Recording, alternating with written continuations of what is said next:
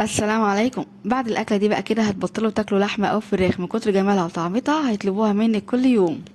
سهله ولذيذه وبسيطه وكمان مغذيه جدا، وتنفع بقى معاكي كده في الغداء او كمان في العشاء.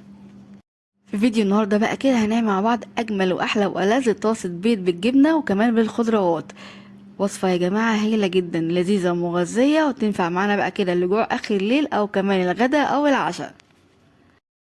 طريقه تحضيرها سريعه جدا، يعني بدقايق معدوده كده هتكون جاهزه معاكي. تعالوا بقى نبدأ بالفيديو الجميل بتاعنا النهاردة علشان نشوف المكونات وكمان طريقة التحضير. قبل ما نبدأ بقى كده عايزين اللايك الجميل والشير والمشاركة لكل حبايبنا، وكمان الاشتراك في القناة لو لسه مش مشتركين، وتفعيل زر الجرس علشان يوصل لكم الإشعار بكل الوصفات الجديدة. تعالوا بينا نبدأ. هنسمي الله في البداية خالص. معايا هنا طاسة هسخنها كويس جدا على النار، وهضيف لها كده معلقتين كبار من السمنة أو الزبدة.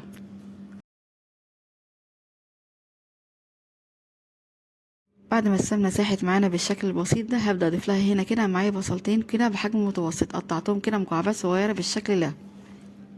هقلب بقى كده البصل حوالي دقيقتين تلاتة لحد ما لونه كده يبدأ يصفر معانا كده خفيف. بعد كده هبدأ اضيف له كده معلقة صغيرة من الثوم المفروم او المهروس ناعم جدا. هقلب بقى كده البصل مع الثوم كده حوالي دقيقتين تلاتة. بعد كده هبدأ اضيف لهم كده معايا هنا 3 حبات من الطماطم مقطعهم كده مكعبات صغيرة بالشكل الجميل ده. الطماطم هنا كان حجمها متوسط، لو الطماطم عندك حجمها كبير شوية ممكن تضيفي 2 كده كفاية. هقلب بقى كده البصل والطماطم والثوم مع بعض كده كويس جدا لحد ما يوصلوا بقى معايا كده للمرحلة دي، يعني يتبالوا معايا كده بالشكل البسيط ده. في التوقيت ده بقى كده ضفت معايا هنا كده فلفل احمر حامي، لو حابه تضيفيه ضيفيه، مش حابه خلاص. الفلفل هنا اختياري. بعد كده هبدا اضيف عليهم بقى هنا معايا كده فلفل الوان، فلفل احمر واصفر وكمان اخضر. بعد ما ضفت كده الفلفل الالوان، هقلب بقى كل المكونات الجميله دي مع بعض كويس جدا لحد كده ما يوصلوا كده معايا للمرحله دي، هيتبالوا معايا كده بالشكل البسيط ده. الخضار هنا يا جماعه في التوقيت ده كانت ريحته هايله جدا. بعد كده بقى هبدأ أضيف التوابل الموجودة معايا هنا معلقة صغيرة من الملح، وبعد كده نص معلقة صغيرة من كل من فلفل أسمر وبابريكا وكمان كزبرة وكمان كمون. كل التوابل الجميلة دي يا جماعة بتدي ريحة وطعم هايل جدا للخضار بتاعنا.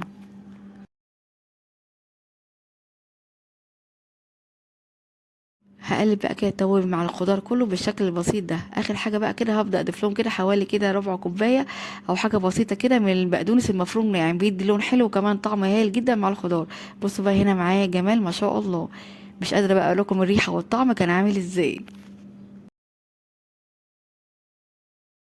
الخطوه الجايه بقى كده او المرحله الجايه ان انا هجيب اي طاسه او اي طاجن موجود عندي، وابدا اضيف بقى كده فيه نص كميه الخضار اللي احنا جهزناها مع بعض قبل شويه.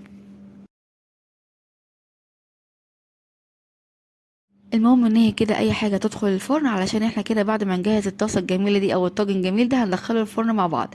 بعد ما ضفت بقى كده نص كميه الخضار اللي احنا جهزناها مع بعض، هبدا بقى كده اجيب البيض. معايا هنا بقى بيض مسلوق بشكل بسيط جدا، سلقاه سلقه عادي خالص. كميه البيض بقى اللي هنستخدمها او عدد البيض بقى على حسب ما انت عايزه. بعد ما سلقت البيض بقى وقشرته بقى بالشكل البسيط ده، هبدا بقى كده اضيفه على الخضار بتاعي. الطبق يا جماعة ده كده هايل جدا، من أجمل ولذيذ الأطباق اللي بجد ممكن تجربوها، سهل وبسيط ولذيذ وكمان سريع التحضير. طعمه بقى كده ممتاز جدا، لو جربتيه مرة مش هتبطلي تعمليه. بعد ما ضفت البيض بقى على الخضار، وزي ما اتفقنا كده مع بعض، البيض هنا على حسب ما انت عايزة او العدد اللي انت عايزاه. هبدأ بقى كده اضيف له كمان نص كمية الخضار اللي احنا كنا مجهزينها مع بعض قبل شوية فوق البيض بالشكل البسيط ده. اهم حاجة يعني نخلي البيض باين معانا زي ما حضرتك كده شايفين. الخطوة الجاية بقى كده ان احنا نبدأ نضيف كده طبقة بسيطة كده من الجبنة فوق البيض. كمية الجبنة بقى هنا زي ما انت عايزة، ممكن تكتري او تقللي زي ما انت عايزة. المهم ان انت كده تغطي البيض كده بطبقة الجبنة بالشكل الجميل ده. الجبنة الموتزاريلا يا جماعة بتديله طعم وشكل هايل جدا كده بعد ما ندخله الفرن ما شاء الله. بعد ما ضفت الجبنة بقى كده هندخل الطاسة او الطاجن الجميل بتاعنا ده كده الفرن يسخن مسبقا كده على درجة حرارة 200، وهنشغل النار من تحت ومن فوق مع بعض. هنسيبه بقى كده في الفرن حوالي كده 10 دقايق لحد ما يبدأ بقى كده ياخد معانا اللون الذهبي الجميل بالشكل ده، والجبنة كمان ساحت وكان طعمها هايل جدا. بجد يا جماعة الطعم والريحة كانوا ممتازين جدا، لازم تجربوه بنفسكم علشان تشوفوا النتيجة. بعد بقى ما اخد اللون الذهبي الجميل ده هنخرجه بقى من الفرن ونقدمه بألف هنا ما شاء الله.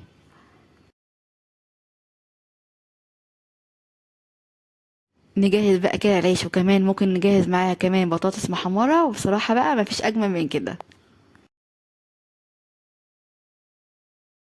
بصوا بقى معايا الجمال ما شاء الله، اظن بقى مفيش احلى من كده. الجبنة بقى كده سايحة مع البيض والخضار، يا سلام. احلى بقى طاجن كده ممكن تجربوه، البيض مع الخضار مع الجبنة، يا سلام. هايل جدا بقى كده في الغداء او كمان في العشاء، وكمان مناسب جدا لجوع اخر الليل. يلا بقى كده بسرعة جربوه بنفس الطريقة ونفس الخطوات، وان شاء الله يعجبكم. هسيب ليكوا بقى كده كل مكونات الوصفة مكتوبة في الوصف تحت الفيديو، وهنا والشفا مقدمة لكل هيجربها. وبكده فيديو النهارده يكون خلص معاكم. اتمنى بجد فيديو النهارده وصفه النهارده تكون عجبتكم واستفدتوا منها. لو عجبكم بقى فيديو النهارده وصفه النهارده، ما تنسوش اللايك والشير للفيديو جميل ده كده على طول، علشان يوصل لاكبر عدد من الناس. وكمان الاشتراك في القناه لو لسه مش مشتركين، وتفعيل زر الجرس علشان يوصل لكم الاشعار بكل الوصفات الجديده. اشوفكم على خير ان شاء الله في فيديو جديد. مع السلامه.